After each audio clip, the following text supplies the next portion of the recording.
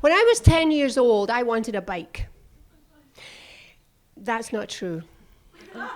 I didn't want a bike. I wanted a bike. I wanted it so badly. I talked about it all the time. I thought about it all the time. I spoke, I ate, I lived, I breathed having a bike. It was an obsession. And I had tried every one of my 10-year-old wiles to get my parents to buy me a bike without success. I cajoled, I wheedled, I cried, I promised to clean up my room. I even offered to give part of my pocket money back to pay for the bike. Nothing. My father even gave me the ultimate parental catch-22. He said, "You can't have a bike until you can ride a bike." Well, that just stumped me. I thought, well, I just don't know how to get over that. I didn't know how I was ever going to get a bike. And then one day, after school, I had gone with my mother to visit a friend of hers, Mrs. Scott. Mrs. Scott had a daughter called Anne, who was a few years older than me. Now, I don't know how the subject of the bike came up. Unless, of course, I had been invited to say anything at all, and that would have been the subject of the bike. Anyway, Mrs. Scott said, "You know, our Anne doesn't really use her bike anymore. If you want, you could come here after school, and you could play with the bike. You could use it to learn to ride the bike." Oh, Mrs. Scott, has anybody ever given you a present that you've remembered for years and years afterwards? That was it for me. Mrs. Scott, wherever you are, thank you. She offered me this. I turned to my mother. I said, "Mom, can I? Oh, Mom, please, can I? Honestly, can we start tomorrow?" And she said, "Okay, you can do it, but on one condition. It's half an hour. After that, you have to come home and do your homework. And if you go over half an hour, even once, you won't be allowed to do it again." I said, "Oh, Mom, honest, great, half an hour, I'll do it. Yes, perfect, I promise." So the next day, as soon as school was over, as soon as the bell rang, I was out of there and straight over to Mrs. Scott's house. Now, is anybody here from Montreal? Okay, one, all right. Have you all been to Montreal? Okay, so you know that in Montreal there is an old style of home that has these wrought iron staircases outside. Now in Scotland, some of the old houses are the same. We have a similar type of thing, and Mrs. Scott's house was one of them. So I had to go there, and I had to go upstairs, get the bike, and then carry it downstairs. Now I was an average 10-year-old girl. This was a full-sized adult bike. So I had to go like this down the stairs as Mrs. Scott's up there shouting, "Be careful, be careful." But I got down with it. I went out onto the sidewalk. Now, understand, I didn't think there'd be any problem riding this bike. I mean, I had seen kids riding bike. How hard could that be? So I got started. I get down there and so I get up on this big bike. And I put my leg over this huge big crossbar. I put one leg on one foot on one pedal, the other foot on the other pedal, and I start moving forward. I go forward for 2 yards, and then the bike topples. And to avoid falling over, I put my foot down, and I push back up on. I get back up on the 2 pedals. I go forward. I go for another 2 yards, and it starts to topple to the other side. So again, I don't want to fall off, so I put my foot down, and I push myself back up. It goes on like this for half an hour. And I still can't ride the bike. Not only that, but it goes on like this for half an hour every day for 3 weeks. And I still can't ride the bike. I'm unbelievably frustrated because I was trying so hard. And then, one night, I was lying in bed, thinking about the bike as usual, and I suddenly had this thought. I wonder what would happen if I didn't put my foot down. And somehow I knew that this was important. I do not know how I got through the next day in school. I was so anxious to get there and try it. So I finished school. I dashed over to Mrs. Scott's house faster than usual. I ran up the stairs. I got the bike. I nearly broke my neck on the way downstairs trying to get down to the bottom. Mrs. Scott's apoplectic at the top of the stair. I got down. I got out onto the street. I said, okay, this is it. Got on the bike, leg over the crossbar, one foot on one pedal, one foot on the other pedal, and I start to push forward. I go 2 yards, the bike starts to topple. But this time, instead of putting my foot down, I just pushed myself back up. And I kept going. 2 yards later, topple over to the other side. But instead of putting my foot down, I brought myself back up, and I kept going.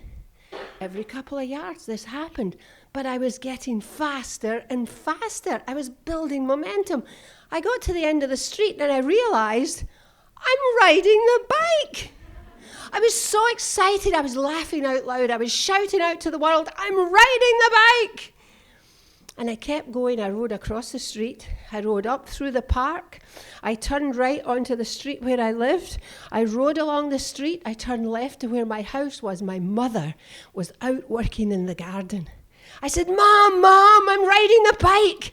She threw her gardening tools down and she stood up and she said, you're riding the bike. And she clapped her hands like mad. And that was it. Just like that. From one moment to the next, I went from being a frustrated kid who couldn't ride a bike to a triumphant one who could, because I realized that I needed to keep my feet on the pedals. You see, to ride a bike, you need two things. You need balance and forward momentum, and you can't have one without the other. If you don't have balance, you can't move forward. And if you don't move forward, the bike slows down and stops. You lose balance and you fall off. And the only way to have both is to keep your feet on the pedals. Now, I figured this out all by my 10-year-old self. And when I grew up, I also figured out that this principle still applied to life as well as to cycling. Think about it. In life, you need balance and you need forward momentum if you want to get where you want to go.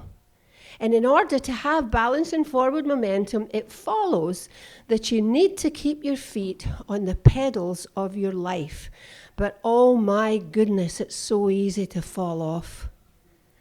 As a professional speaker, I can't get up on the platform and get paid to speak until I go out there and get the speaking engagements. That means marketing and selling. Now, many years ago, when I was going through a little bit of a dip in my financial side of my business, my husband said to me, I know what the problem is. Every time you get a few nice gigs, you stop marketing. And I hated hearing that, because the truth hurts. And it was true. Every time I would be going along nicely, I'd have a nice head of steam, I'd be doing everything I needed to do, I'd get a few gigs, and the pressure was off. So I stopped marketing until the money started going down and the pressure was on again. But then, of course, I had to start all over again, building up the momentum again, because I had taken my feet off the pedals. How many of you are now or have ever been in an exercise program? Almost everybody in the room. So you can relate to this. You know the truth of this. No matter how long you have religiously worked out every single morning, if one morning you choose an extra hour in bed over going out in the snow and running 5 miles, how difficult it is to get up early the next morning and do the 5 miles. And if you miss 4 days or a week, it's almost as though your muscles have forgotten what to do, isn't it? Because you took your feet off the pedals, you lost balance, and you had to start all over again to build up momentum. One of my routines is an early morning walk. And when I'm coming home, that sort of home stretch of my walk, that's when I plan my day. And so what I do is anything that I'm thinking that I might do that day, I put it through the same filter. And I ask myself, if I do that, will it help me keep my feet on the pedals of one aspect of my life? And if the answer is no, then it gets pushed to the bottom of the list, or it gets thrown out altogether and I don't do it. And that's my way of making sure that I spend my days, my life, doing things that are important to me instead of squandering my time on trivialities. Now, what about you?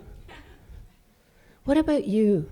Is there something in your life that's not working the way you want it to be? Is your whole life not working the way you want it to work? If that's your case, I suggest that you ask yourself this question. Is it possible that I've taken my feet off the pedals? Is there something that used to work for you, but you stopped doing it because it got boring or it got too hard? Is there something that you know you need to be doing now if you want to reach a specific goal that you've set for yourself, but for whatever reason, you're just not doing it?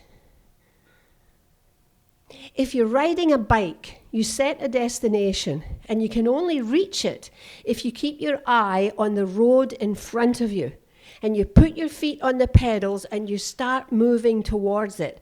That's what you have to do with your life. Take this goal, this objective that you want, and see that as your destination. Think about the things that you need to do to get there. And then get that leg over that crossbar, get your feet on those pedals, and start moving towards it. And don't stop. Because if you stop, if you take your feet off the pedals, you'll lose momentum, you'll lose balance, and you will fall off the bike. Now, some of you may be in a position right now where you feel you have fallen off the bike and you're not sure what to do about it. Well, there it is. Decide again on your destination. Get on the bike and start pedaling, because no matter what happens along the road, you can reach that destination if you'll just keep your feet on the pedals. Thank you. Thank you.